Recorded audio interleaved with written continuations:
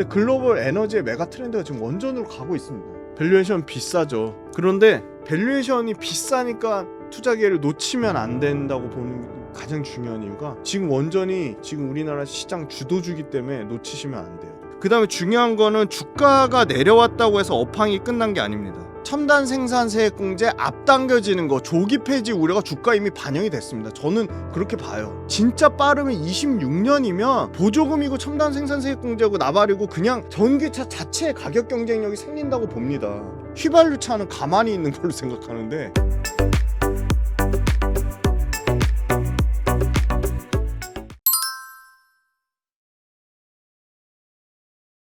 오늘은 김주윤 대표님을 모시고 주식시장에 대한 아이디어 들어보도록 하겠습니다. 대표님 안녕하세요. 안녕하세요. 대표님 2차전지 주가가 많이 내려가다 보니까 또 유상증자 설도 나오면서 좀 기업들이 이제 도산하는 거 아니냐, 2차전지 끝났다라는 이야기들이 나오고 있는데 좀 어떻게 보시는지요? 네, 2차전지 기업들이 이제 계속 이제 해외 공장도 증설해야 되고 우리나라에 이제 캐파도 또 늘려야 되는 부분도 있고 원자재 이제 자금 조달에 이제 그러니까 수직 계열화, 밸류체인이 안 된 기업들은 그 원자재 조달하는 측면에서도 비용이 들어가니까 그런 부분에서 시장에서 뭐 채권을 발행한다든지 포스코 퓨처엠처럼 뭐 유상증자를 한다든지 그런 것 때문에 재무 구조에 대한 어떤 리스크가 있는 거 아니냐 우려가 있는데 저는 이걸 재무 구조의 리스크라고 보다는 또 이렇게 말하면 너무 욕하시는 분들이 많아서 희망회로 돌리는 게 아니냐라고 얘기하실 수 있는데 포스코 퓨처엠도 그렇고 LG 에너지 솔루션도 그렇고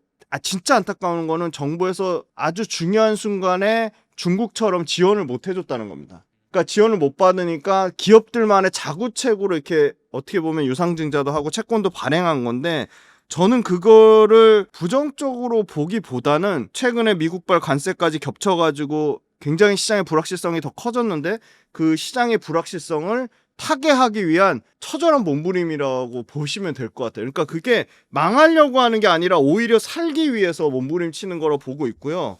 그 다음에 중요한 거는 주가가 내려왔다고 해서 업황이 끝난 게 아닙니다. 그러니까 무슨 말이냐면 2차전지 업체들한테는 죽고 사는 문제이기 때문에 그 기업들이 실제 앞으로 여기서 이 구간을 버티면 남은 시장의 전체 파일을 저는 가져갈 거라고 보거든요. 최근에 주가가 더 많이 빠진 이유는 트럼프의 대규모 감세 법안 중에 가장 핵심은 이겁니다. IRA 법안 중에 LG엔솔하고 삼성 SDI하고 삼성 SDI는 사실 작년에 첨단 생산세 공제 받은 것도 없어요. 근데 올해 아마 예상되는 게 캐파 기준으로 아주 보수적으로 보는 데는 뭐 한 3천억 정도, 아주 러프하게 많이 보는 데는 캐파가 줄어들어서 한 5,700억 정도를 생산세 공제로 돈을 받는 건데 그거 못 받는 거 아니냐? 그것도 못 받는 게 아니라 그거 받는 기간이 땡겨지는 거 아니야? 짧아지는 거 아니냐? 그 우려거든요. 근데 그 우려를 어떻게 보셔야 되냐면 첨단 생산세 공제 앞당겨지는 거, 조기 폐지 우려가 주가에 이미 반영이 됐습니다. 저는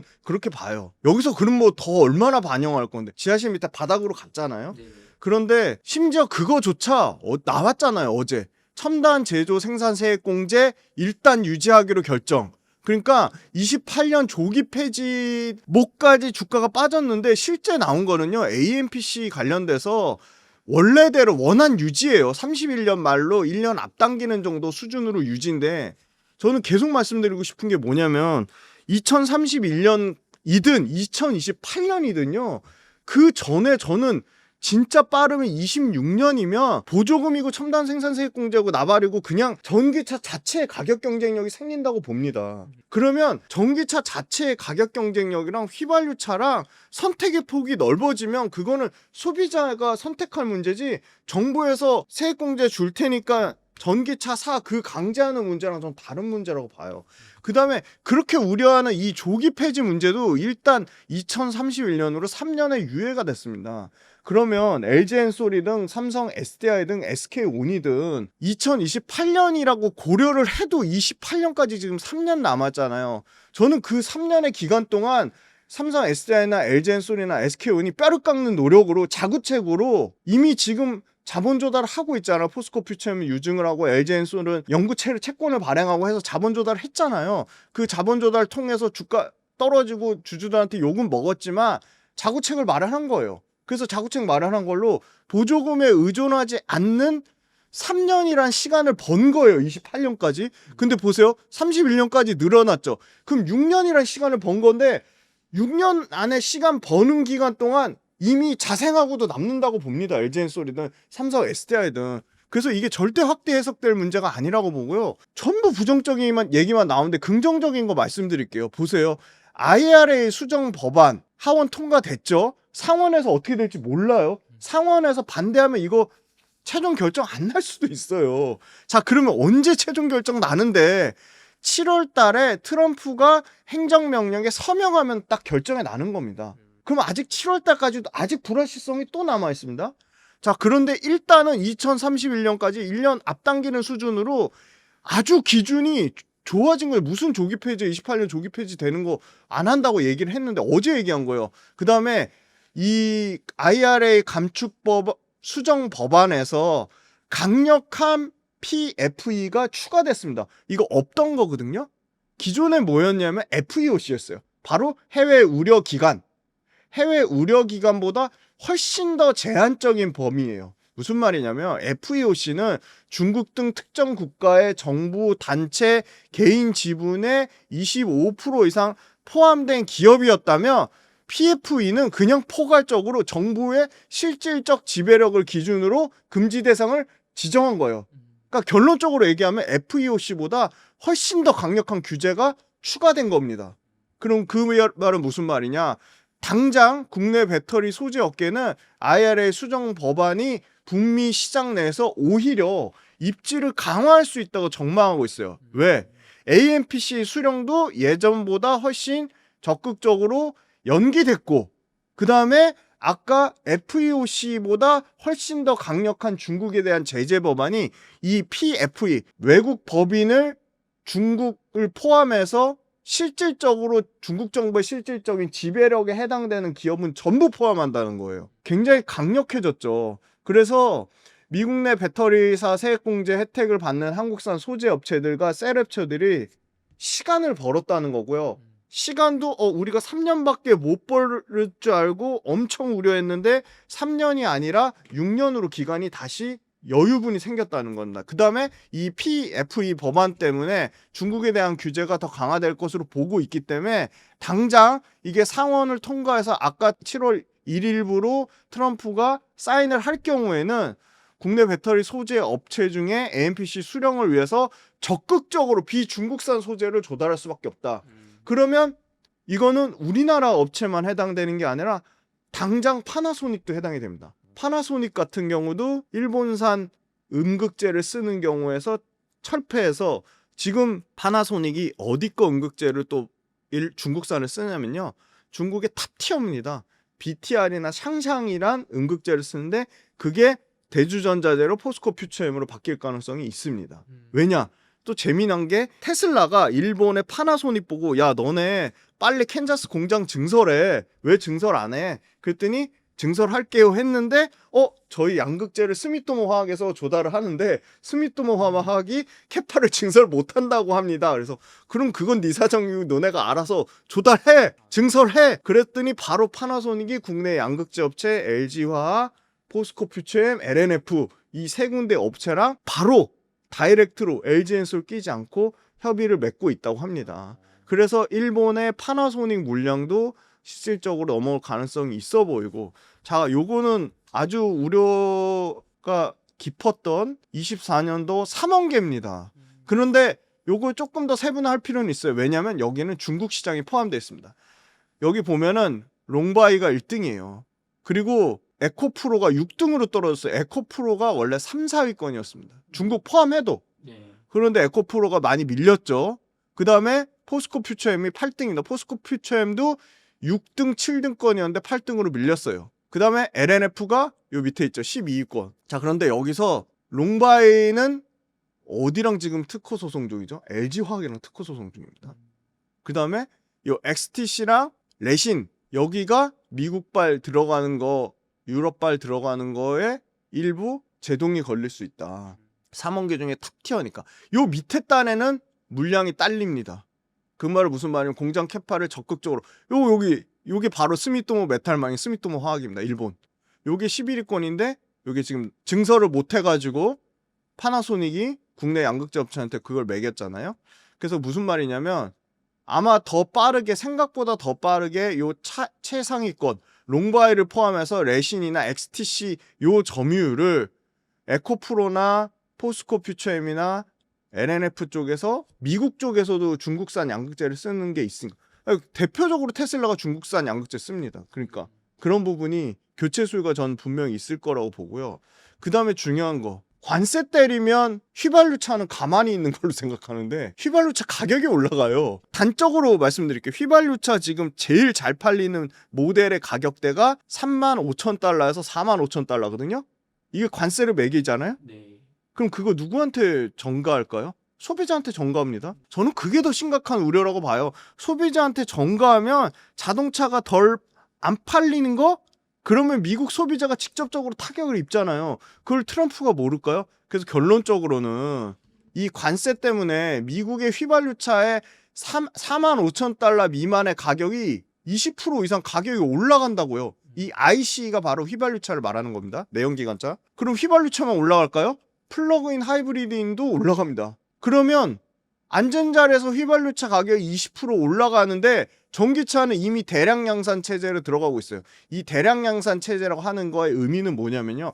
배터리 가격이 그냥 계속 뚝뚝 떨어진다는 겁니다. 그러니까 배터리의 원가 경쟁력이 생기면서 인센티브를 안 주고도 전기차 인센티브 또는 보조금에 의존하지 않고 전기차 자체의 가격 경쟁력이 커진다는 겁니다. 그러니까 안전자리에서 관세 때문에 휘발유차 가격이 올라가니까 전기차는 여기서 가격을 그렇게 크게 올리지 않아도 휘발유차하고 가격이 점점 줄어드는 거예요. 그런데 관세를 받든 가격을 올리든 상관없이 그냥 전기차 자체 싼 전기차가 많이 나온다고. 미국에서도 유럽에서도. 그래서 미국에서도 35,000달러 이하대에서 4만 달러 휘발유차랑 거의 동일한 수준의 가격대. 이거 보조금 뺀 차입니다. 그 가격대가 실질적으로 이 관세의 영향 때문에 더 잘 팔리기 시작했고 대표적으로 그에 대한 수혜를 받는 게 폭스바겐의 ID4 시리즈. 그게 4만 달러 미만 수준인데 미국에서 점유율이 급격하게 올라갔어요. ID 시리즈가. 근데 현대기아차의 지금 EV3랑 캐스퍼. EV3랑 캐스퍼 같은 경우는요. 수출 이제 넘어오는 것까지 감안해서 대기 시간이 11개월이래요. 근데 미국에서 지금 대기 시간 11개월 되는 차는 없다고 해요. 그 테슬라 모델 Y 주니퍼도 11개월까지는 아닌 걸로 알고 있거든요. 그래서 휘발유차의 가격이 올라가게 되면 전기차는 상대적으로 가격 경쟁이 생길 거다. 그 다음에 요겁니다. 요것도 굉장히 중요한 관점인데 전동화의 회수 시점이 임박하고 있다는 겁니다. 그 무슨 말이냐? 전동화의 대표적인 건 뭐죠? 전기차입니다. 전동화의 전기차가 ROE 내 돈 투자한 거 대비 이익률이 정상화로 돌아오고 있다는 거예요. 그 가장 핵심은 배터리 원가 혁신입니다. 배터리 원가 혁신이 이루어지면서 전동화의 ROE가 정상화 국면에 있다는 거예요. 그러니까 전기차 자체가 가격 경쟁력이 생기는 거 플러스 전기차 자체의 기업들이 점점 이익을 내기 시작한다는 얘기입니다. 이미 현대기아차는 이미 전기차로 돈을 벌고 있는데 포드니 GM이니 테슬라는 이미 돈을 벌고 있죠. 포드, GM, 폭스바겐, 스텔란티스, 르노 전부 적자라고 하는데 그런 기업들조차도 전동화 회수 시점이 임박했다. 전기차 업체들이 배터리의 원가 혁신 때문에 돈을 벌기 시작했다는 겁니다. 심플하잖아요. 그 다음에 또 재미난 거. GM이나 포드나 도요타의 최상위 전기차 공급망 포지셔닝이 상대적으로 떨어지고 있다. 재조정되고 있다. 그러면 그 밑단의 하위에 현대기아, 스텔란티스, 폭스바겐이 점점 치고 올라온다는 겁니다. 왜냐하면 중저가 전기차가 잘 팔리면서 중저가 포지셔닝의 단단한 고객 충성도, 로열티를 높이면서 그리고 현대기아차 같은 경우는 보조금에 전부 제외됐던 모델입니다. 아이오닉 5랑 아이오닉 9이 IRA 보조금 지급이 올해 추가됐습니다.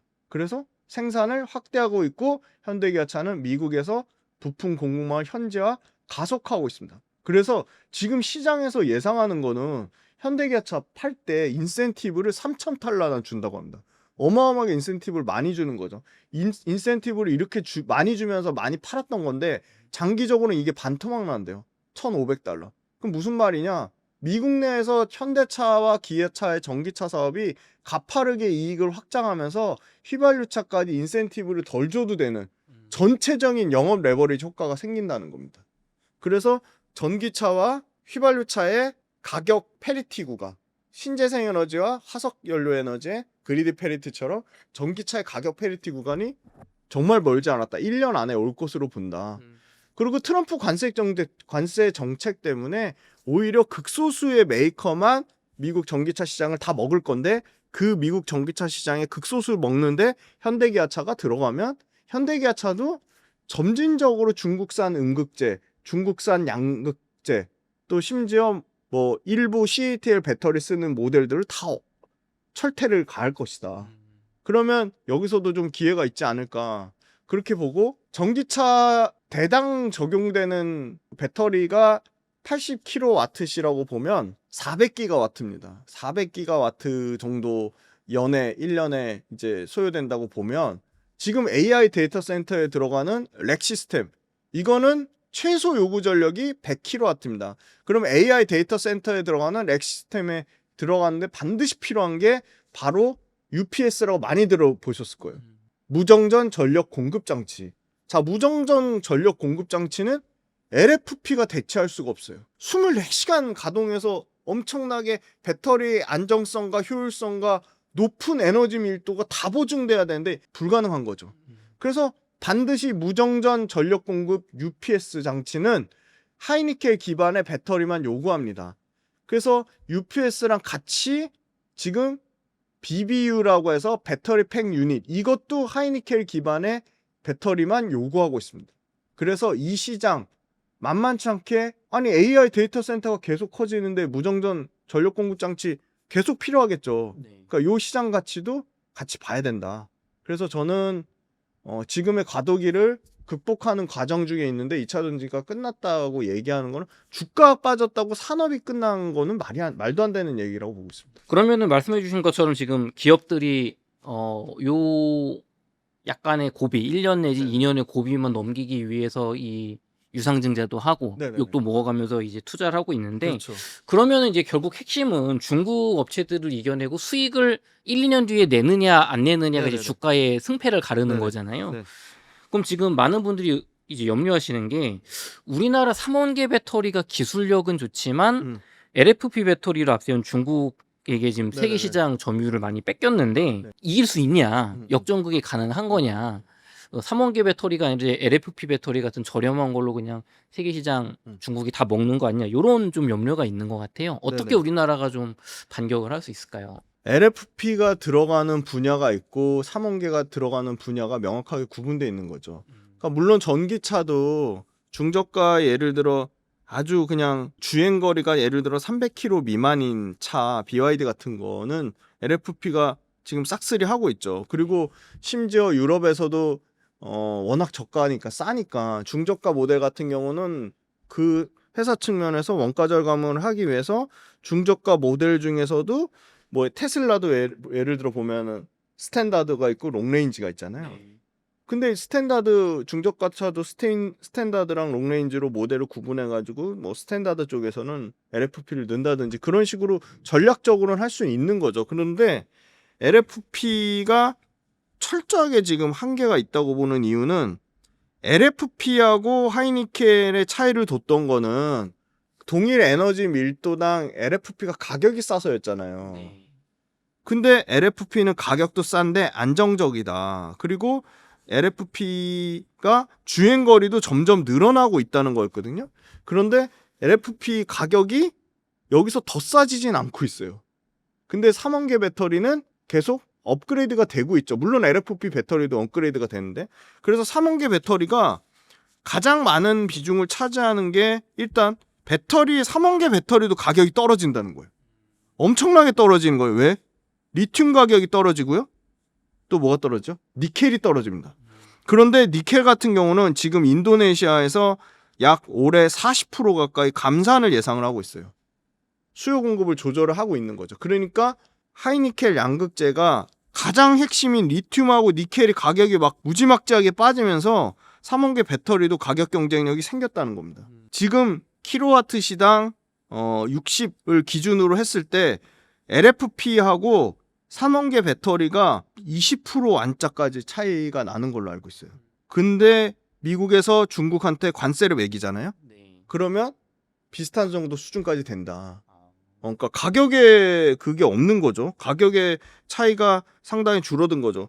그런데 가격의 차이가 줄어들었는데 기술적으로는 주행거리를 아직 극복을 못하고 있거든요. 그러니까 LFP가 600km 이상 간다면 그게 뭐 예를 들어 날씨 조건이라든지 그 C레이트라고 하는 뭐 출력 에너지 출력 조건이라든지 그런 게 중간에 문제가 생기는 거죠.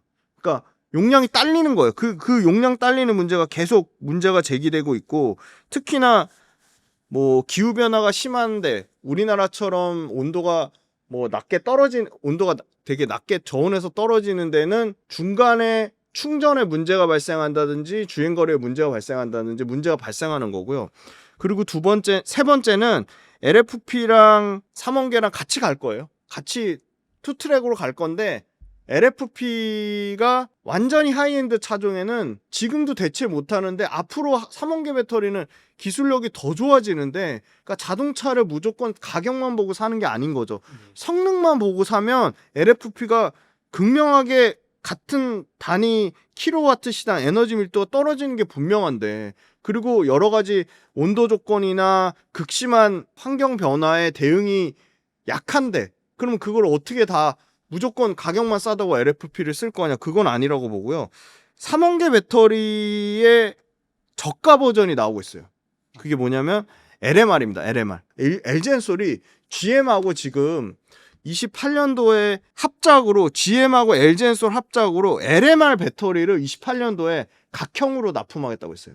그러니까 LMR이 뭐냐면요, 이 망간을 넣은 겁니다. 근데 망간은 니켈보다 엄청 싸요. 그러니까 매장량도 5배, 니켈보다 훨씬 많죠. 5배, 10배에서 뭐 100배 이럴 겁니다.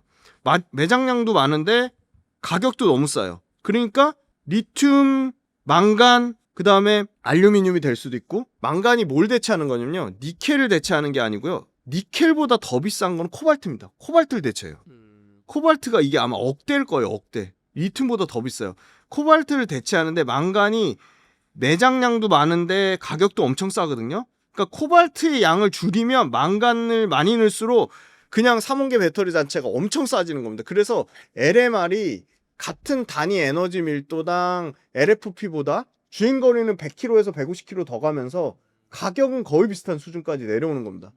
그러니까 완전히 하이니켈 삼원계 니켈의 비중이 90%까지 가는 거를 안 쓰더라도 그 바로 밑단계 수준은 전부 LMR로 대체될 것 같아요. 왜냐면 LFP보다 에너지 밀도도 높고 가격은 비슷한데 여러 가지 온도 조건이 나쁠 때, 온도가 극심하게 낮거나 그런 여러 가지, 그러니까 정말 뭐 따뜻한 나라에서 그냥 너무 쉽게 달릴 수 있는 그런 조건이 아니라 하드한 조건에서도 LMR은 거의 하이니켈 양극재와 동일한 수준의 그 에너지 밀도랑 에너지 출력을 나타내기 때문에, 여기는 충전 포함입니다. 충전 성능까지. 그래서 이 모든 것을 고려하면 LFP는 LMR로 다 대체될 것 같고요. LFP, LMR, 삼원계로 양분될 건데 어떤 차종에 따라 달라질 것 같고요. 다만 LFP는 그냥 에너지 밀도 상관없이 그냥 돌릴 수만 있으면 돼. 구동만 시킬 수 있으면 돼. 그 필요한 부분이 ESS 에너지 저장 장치이기 때문에 ESS 쪽에는 전부 뭐 LFP 배터리를 지금 쓰고 있어요. 그런데 ESS에서도 요새 재미난 변화가 생기는 게 뭐냐면, 대규모 AI 연산, 추론, 훈련용이 필요한 고밀도 배터리로 ESS를 좀 대체했으면 좋겠다. 그래서 삼성 SDI가 미국에 NCA ESS를 납품했고요. LFP가 아니라.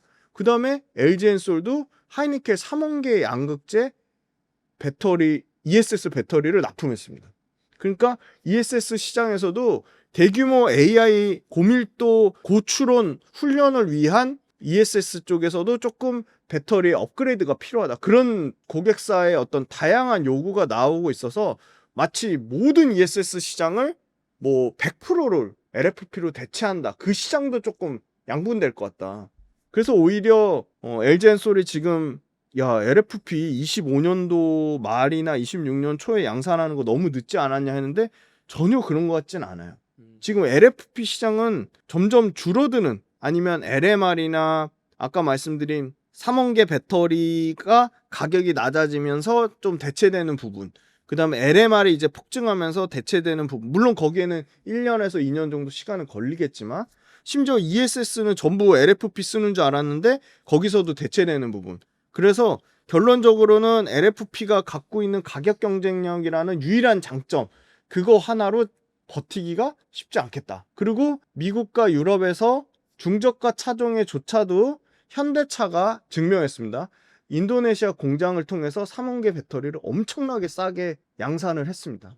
그래서 현대차 인도네시아 LG엔솔 합작 공장 HLI 그린파워에서 3원계 배터리를 썼음에도 불구하고 LFP랑 동일한 수준의 가격을 양산하면서, 심지어 에코프로 쪽에서도 내년에 26년도에 깜짝 놀랄만한 3원계 양극재 배터리를 내겠다. 그 말은 깜짝 놀랄만한 3원계 양극재 배터리가 성능은 LFP보다 30% 이상, 50% 이상 뛰어난데 가격은 LFP랑 동일한 양극재를 만들겠다고 했거든요. 그래서 저는 LFP는 계속 설 자리를 잃을 거라고 보고 있습니다. 네, 대표님 지금 2차 전지 좀 우려와 달리 희망이 있다는 이야기를 많이 얘기해 주셨는데 조금 더 전문적이거나 네. 요거에 대해서 조금 내가 제대로 판단하고 싶은 분들을 위해서 공부를 더 하고 싶은 분들은 좀 어떻게 하면 될까요? 네, 감사합니다. 저는 이제 구독 모델을 하고 있거든요. 그래서 구독 모델을 통해서 매일매일 시황하고 산업, 기업, 그리고 매주 그 주에 특징 있었던 산업 중에 제가 엄선해서 최소 2개에서 최대 3개 이상의 산업과 관련 기업들 밸류체인들을 쫙 정리해가지고 그 유료 구독 모델로 매일매일 시황, 산업, 기업을 점검해드리고 매주 그 주에 있었던 거를 또 일괄적으로 영상으로 정리해드리니까 구독 모델 보시면 바로바로 그때그때 시황 대응하실 수 있고, 저하고 같이 이제 재밌게 투자 아이디어도 얻고 공부도 하고 또 오프라인에서 또 만나기도 하고요. 온라인으로 제가 또 라이브도 하니까 빌리언스 캠퍼스라고 아마 댓글 달아주실 거예요, 이사님이. 그러면 거기도 많은 관심 부탁드리겠습니다. 네. 대표님 세계적으로 탈원전, 네. 탈신재생 에너지 흐름이 이제 대세거든요. 유럽도 그렇고 지금 뭐 아시아 쪽도 그렇고 몇 년 전하고는 완전히 이제 흐름이 달라진 것 같아요. 몇 년 전만 해도 이제 원전 지으면 안 된다 했는데 왜 이렇게 좀 바뀐 거예요, 흐름이? 아마 AI 데이터 센터의 역할이 제일 크지 않았나 보고요. 신재생에 대해서 좀 잘못 알고 있는 게, 신재생이 발전 단가가 싼 건 맞습니다. 싼 건 맞는데 환경에 대한 제한 조건이 너무 큰 거죠. 그러니까 원전에 대해서 나쁘게 얘기하시는 분은, 야, 전체 에너지원에서 신재생이 거의 50% 넘고 원전 그래봤자 10%인데, 아니 그 10% 채우기 위해서도 엄청나게 성장해야 된다고요. 근데 그 10%에 SMR 포함도 안 된 거예요. SMR 포함되면 전 20% 갈 거라고 봅니다. 20%나 되는 너무나 중요한 에너지잖아요. 그리고 요거요, 유럽이 바보가 아니잖아요. 유럽에 지금 탈원전했던 국가들이에요. 네. 영국, 벨기에, 프랑스, 스페인, 덴마크, 스웨덴, 네덜란드, 독일, 이탈리아, 이 중에 이미 신규 원전 계획 잡힌 거 플러스 기존 원전의 수명을 연장하겠다는 겁니다. 유럽이 원전을 회귀하고 있어요. 아니 보세요, 유럽 하면 대표적으로 그렇게 신재생의 나라, 신재생의 나라 하는 나라예요. 자, 유럽의 독일이 신재생 해가지고 경제가 박살이 났어요. 왜 그럴까요? 전력을 너무 부정확하게 공급하고 전력값을 감당을 못하니까. 근데 우리나라 어떻죠? 한전이 32조씩 적자를 떠안으면서 감당하고 있잖아요, 그거를. 그렇죠. 자, 신재생 에너지 너무 리스크가 커요. 자, 첫 번째, 일단 에너지의 공급이 매우 부정확해요. 자, 태양광 우리가 일조량이 맞나요? 우리 바람 어떤가요? 바람 일정한가요? 그걸 어떻게 감당하죠? 자, 세 번째, AI 데이터 센터라는 거는 최고의 안정적인 전력을 24시간 일정하게 돌려야 돼요. 그 24시간 일정하게 안정적인 고출력의 전력을 돌릴 수 있는 건요, LNG, 복합 화력 발전, 석탄, 그 다음에 원전이에요. 풍력하고 태양광 전력량을 쭉 이렇게 빅데이터로 찍은 사진이 있어요. 이건 뭐 올라갔다 내려갔다 올라갔다 내려갔다. 그러면 그게 쉽게 얘기해 볼까요? 에너지가 올라갔다 내려가요? 그럼 한창 지금 이거 빅데이터 지금 연산 추론 돌리고 있다 갑자기 화면이 꺼져요. 그리고 한 5분 뒤에 또 다시 켜져요. HBM 칩 돌리고 있는데 갑자기 꺼져요. 어떤지 아시겠죠? 그러니까 전력의 수급이 너무 불확실한 거예요. 그죠. 해가 지면은 태양광은 전력의 생산이 안 네. 되고 바람이 멈추면은 맞죠? 근데 네. 또 어떨 때는 한여름엔 막 낮에는 엄청 많이 올라가고 네. 필요 이상으로. 필요 이상으로 올라가요. 그래서 ESS에 저장해놓고 쓰잖아요. 네. 그럼 ESS 설치는 별도의 비용이 안 드나요? 신재생 풍력과 태양광을 하기 위한 또 엄청나게 초고압 변압기 전력기기가 또 필요합니다. 그거요? 별도의 전력기기가 플러스가 돼야 되는 거예요. 그리고 AI 데이터 센터용 전력 수급에 적합하지 않아요. 고출력의 고전력을 하기에 신재생 에너지는 발전 단가만 싼 거예요. 근데 그 발전 단가라는 것도 LCOE라고 있거든요. 발전 평균 균등화 비용. 그거를 기준으로 하면 원전이 굉장히 낮은 레벨이에요. 거의 최하위급 레벨이에요. 근데 환경적인 문제로 문제 삼았는데 이미 유럽과 미국과 글로벌 그 에너지 기구에서 무탄소 에너지원으로 이미 정했어요, 그냥. 그렇게 된 겁니다. 그래서 AI 데이터 센터는 연평균 계속 30% 50%씩 지금 전력을 깎아먹고 있는데, 와, 미국 AI 데이터 센터만 미국 전체 전력의 7%에서 이제 30%까지 올라간대요. 지금 7%대래요. 그럼 미국만 AI 돌리나요? 아니잖아요. 유럽은 안 돌리나요? 아시아는 안 돌리나요?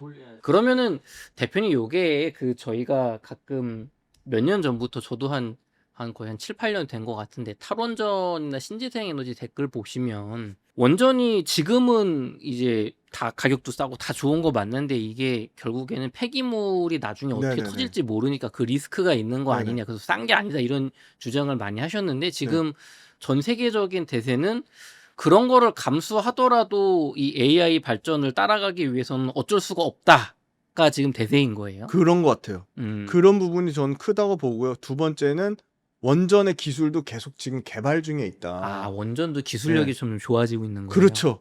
기술이 계속 업데이트가 되고 있죠. 그래서 지금 유럽은 원전으로 회귀하고 있습니다. 벨기에가 22년 만에 벨기에가 바보입니까? 왜 탈원전을 폐기했겠습니까? 덴마크도 탈원전을 재검토했습니다. 덴마크는요 40년 만에요. 이태리는 원자력 기술 사용 허용 법안을 이미 3월 달에 승인했습니다. 스페인 난리 났죠. 스페인뿐만 아니죠. 포르투갈 정전됐잖아요. 그렇게 신재생 돌린다고 해가지고 그냥 박살이 난 거예요. 그냥 전력의 수급이. 그 잘 사는 독일이 신재생 열심히 돌려가지고 경제가 망가졌다고요. 그냥 독일 경제 망가진 거 아시죠? 독일이 그 제조업 강국이잖아요. 그러니까 일반 전기 공급하는 거랑 제조업에 전기 공급하는 거는 철저하게 좀 구분해서 보자는 거예요. 이 제조업에 어떻게 공급을 할 거냐, 원전밖에 답이 없다는 거예요. 그래서 전 세계적으로 지금 원전에 난리 하는 겁니다. 독일 원전 재가동 논의하고 있고요. 프랑스, 벨기에, 영국은 원전 수명 연장하는 거 플러스 신규로 추진하고 있습니다. 10년간 원자력 7곳이 폐쇄됐던 건 스페인인데 전부 다시 되살려라 하고 있고요. 영국은 전초노입니다. 대형 원전 건설하면서 SMR까지 지금 하고 있어요. 미국 이미 중국한테 원전 패권을 뺏겼습니다. 환경을 계속 개무시하는 나라가 중국이잖아요. 네. 그래서 어마어마하게 중국이 원전에 보이지도 않는 국가였어요. 10위권이 뭐예요? 20위권 밖에 있는 국가인데 지금 3위권, 2위권까지 올랐어요. 그래서 중국이 지금 미국을 빼고 원전 강국 여기 있는 국가도 있잖아요. 영국, 프랑스, 우리나라, 독일, 스페인, 일본 이 나라를 전부 포함한 원전 개수보다 중국이 더 많아요. 그렇게 탈원전 하면서 전력 수급이 불안정해지면서 전력 수급에 박살이 나고 독일 경제 박살나는 동안에 중국은 원전을 미국을 제외한 나머지 2등부터 5등 국가 다 합친 것보다 많다고요. 지금 원전 짓는 거 단가 가지고 말이 많은데 중국 대단한 게 뭐 우리가 경계할 건 경계하고 조심할 건 조심하고 우리가 벤치마킹 해야 할 건 벤치마킹 해야 되니까 중국의 원전 가격이 얼마까지 떨어졌냐면요. 최근에 밝혔어요. 우리 10기를 신규로 건설할 건데 40조. 한 기에 4조예요. 굉장히 싼 거 아닌가요? 엄청 싼 거죠. 어. 우리나라 원전 지금 얼마 드는지 아세요? 8조. 우리보다 반값인 거예요. 반가이 됐어요. 와. 네. 미국은 더 비싸요. 미국은 12조, 13조 수준이에요. 아. 그러니까 4조인 거예요. 가격대가. 그러면 짓는 것도 이렇게 싼데 그러면 이 제조 건설비도 태양광이 제일 싸죠. 그냥 패널만 설치하면 되니까. 아, 이거는 진짜 그 정부에서 신재생 엄청 그 강조하던데 제조업에 맞는 전력 발전원 수급을 해야 되는 게 맞고요. 그다음에 그 신재생 에너지의 그 발전 단가만 고려하지 말고 전체 지었을 때 아까 말씀드린 ESS 기본적으로 필요하죠. 초고압 변압기 전력기기 추가적으로 필요하죠. 그다음에 그 전력 안 돌릴 때 잉여 전력 그게 얼마나 효율적으로 잉여 전력을 활용하는지 모르겠어요. ESS가 그렇게 충분히 설치된 것도 아니고 그래서 지금 계속 뭐 유력 대선 후보가 막 지금 뭐 신재생 늘리겠다 하면서 원전 얘기는 싹 안 하잖아요. 근데 글로벌 에너지의 메가 트렌드가 지금 원전으로 가고 있습니다. 중국이 이미 원전 최 1등 국가로 들었으니까 트럼프가 아차 싶어서 그래서 이 SMR 소형 모듈 원전을 하려고 하는 거예요.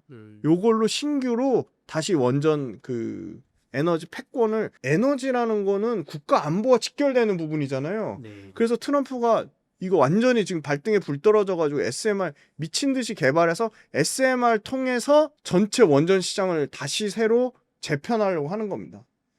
그런데 거기에 지금 가장 핵심 밸류 체인이 두산 에너빌리티, BHI, S&T 에너지, 시공사, 현대건설, 대우건설 이렇게 들어가 있잖아요. 네. 그러니까 이런 회사들이 앞으로 진짜 정말 롱텀으로 왜냐면 원전 짓는 것 자체가 오래 걸리거든요. 그러니까 원전을 부정적으로 야 너무 오래 걸리잖아. 그러니까 원전 짓는데 8년 이렇게 걸리니까 SMR로 대체하겠다는 거야. 왜냐? SMR은 3년이면 돼요. 가격도 제조 단가도 너무 싸요. 대형 원전에 30에서 50% 가격밖에 안 돼요. 그다음에 덜 위험해요. 그리고 이건 이동식이 가능해요. 그러니까 SMR이 잘 될 수밖에 없는 건데 야 SMR 언제 되는데 멀지 않았어요. 28년도부터 SMR 막 폭증할 거예요. 미국만 얘기 나왔는데 여기 지금 예시로 갖고 왔어요. 영국의 힌클리. 여기 SMR 지금 지으려고 하고 있습니다. 독일이나 벨기에, 덴마크, 스페인 이런 데도 보겠죠. 이제 우리 대형 원전 6기 지으려고 했는데 투트랙으로 가볼까? 그러면 이렇게 하자. 그러면 4기 먼저 대형 원전 짓고 2기는 SMR 안전성이나 기술 레퍼런스 확보되는 거 보고 2기는 SMR로 바꾸자. 이런 식으로 투트랙 전략으로 갈 것 같아요. 그래서 결국은 글로벌 에너지 메가 트렌드가 AI 데이터 센터가 촉발한 어마어마한 전력의 소모를 감당할 수가 없다. 그리고 에너지는 국가 안보와 직결되는 미국의 아주 중요한 패권 문제와 연결되어 있는데 이미 중국한테 탈원전 하는 동안에 그냥 너무 많이 뺏긴 거예요. 원전에 대한 경쟁력을. 그래서 발빠르게 지금 소형 모듈 원전 SMR을 통해서 중국으로부터 다시 이 원전에 대한 패권을 뺏어오려고 하고 있고 그거에 대한 반사수혜를 국내 기업들이 아주 누릴 수 있는 최적의 조건에 와 있다.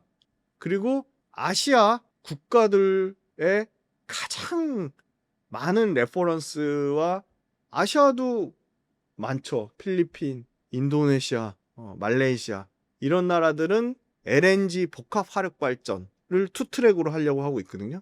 이런 데는 미국에서 LNG 싸게 수입해 와서 가는데 두산 에너빌리티도 그렇고 BHI도 그렇고 원전 기기만 만드는 회사가 아니고요. 복합 화력 발전 설비에 들어가는 기기를 만드는 회사예요.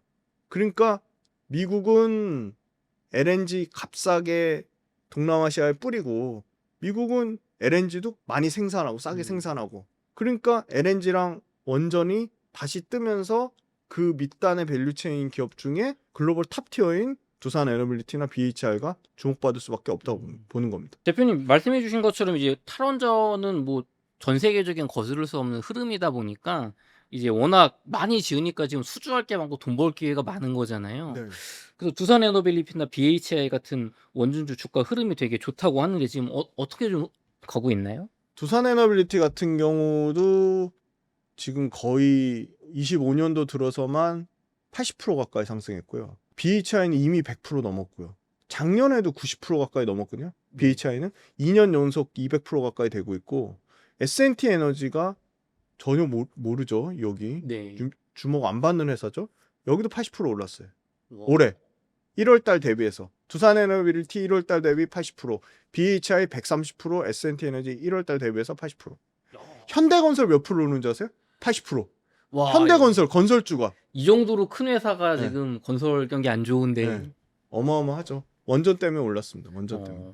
대표님, 근데 이렇게 또 주가가 많이 오르다 보니까 이거 좀 밸류에이션 너무 고점 아니냐, 조금 좀 염려된다라는 분들도 계신데, 대표님은 좀 투자 타이밍 측면에서 밸류에이션 어떻게 보시는지요? 밸류에이션 비싸죠. 그런데 밸류에이션이 비싸니까 투자 기회를 놓치면 안 된다고 보는 가장 중요한 이유가, 지금 원전이 지금 우리나라 시장 주도주기 때문에 놓치시면 안 돼요. 주도주는 꼭 내 포트폴리오에 갖고 계셔야 돼요. 왜냐면 그 주도주 하나가 다른 짜잘짜잘한 거 수익을 깎아먹는 거를 많이 세이브를 해줍니다. 그럼 내 전체 수익률이 좋아져요. 왜 그 말씀을 드리냐면, 두산에너빌리티랑 BHI, S&T에너지, 심지어 현대건설까지 전체적으로 다 좋잖아요. 네. 그럼 주도주인 거예요. 예를 들어 미용의료 같은 경우도 전체적으로 다 좋아요. 네. 근데 컨텐츠 있잖아요. 컨텐츠 보면 네. 아직 CJ ENM, 스튜디오 드래곤, SBS 다 박살나고 있죠. 스튜디오 드래곤 조금 회복하는데, 그런데 티니핑 아시나요? 하추핑? 하추핑은 압니다. 예. 그것도 컨텐츠거든요. 네. SAMG 엔터? 그것만 올해 1월 달부터 쌈엔터라고 하는 SAMG 엔터가 얼마 오른지 아세요? 400% 올랐어요. 와, 5배나 올랐어요. 네, 재밌죠. 엄청난데요. 하추핑 하나로 그냥 네. 난리가 났어요. 같은 컨텐츠인데 한 개 업종만 그냥 나 혼자 주식으로 올라갔잖아요. 그건 주도주가 아닌 거죠. 근데 두산에너빌리티, 현대건설, BHI, S&T에너지, 대우건설까지, 대우건설도 한 30% 올랐거든요. 네. 전부 주도주인 거예요. 한택 요것도 한 70%.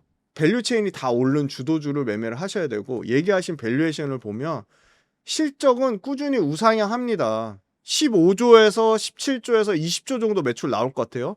그다음에 이익은 올해 드디어 이제 1조 때 다시 회복이 될 거라고 보고, 내년에 한 1조 4천억, 27년에 한 1조 7천억, 요렇게 꾸준히 그냥 연간 한 15%씩 이익 증가할 거라고 보고요. BHI 같은 경우도 여기는 훨씬 사이즈가 작으니까 네. 200억대에서 400억대에서 560억대에서 780억 이렇게 증가하고요. S&T에너지도 200억대에서 500억대에서 670억대에서 800억대 막 이런 식으로 증가해요. 현대건설도 적자였어요. 1조 넘게 적자였다가 올해 1조 흑자 전환해요. 거기서 1조 3천억, 1조 7천억 들어가거든요. 그럼 이제 밸류에이션 볼게요. 두산에너빌리티 같은 경우가 주가가 엄청나게 올라가지고 지금 58배까지 왔어요. 내년에 조금 이익이 올라가니까 40배까지 떨어지고요. 현대건설은 건설주인데 8배고 6배니까 네. 그냥 건설주 밸류예요. 건설주 평균이 한 6배 정도거든요. 그럼 건설주보다 한 10%, 아니다, 한 20% 정도 프리미엄 받는 거예요. 근데 원전의 지금 현대건설은요, 이따 설명드리겠지만 체코 말고 불가리아가 있고요, 슬로베니아가 있고요, 핀란드가 있고요, 영국이 있어요. 그러니까 가장 많은 국가의 원전 모멘텀을 갖고 있는 기업이에요. 근데 그냥 건설주 평균보다 20% 밸류에이션 할증 받는다? 뭐 엄청 비싼 건 아닌 것 같아요. 밸류에이션 측면으로 현대건설이 제일 부담이 없죠. 왜냐면 건설주 밸류를 받고 있으니까. 그 다음에 BHI, 여기도 주가가 엄청나게 올랐는데 아까 영업이익 단위가 달라지잖아요. 500억대에서 650억대, 뭐 800억대 이 사이즈로 가잖아요. 그러니까 BHI는 두산에너빌리티보다 밸류에이션 쌀 수밖에 없는 게, 두산에너빌리티 이익 올라가는 것보다 BHI 이익 올라가는 폭이 훨씬 큰 겁니다. 그러니까 BHI는 올해 기준 40배고 내년 기준 26배예요. 그러면 전체 평균 값을 내봤어요, 제가 이거. 보통 건설주들이 많으니까.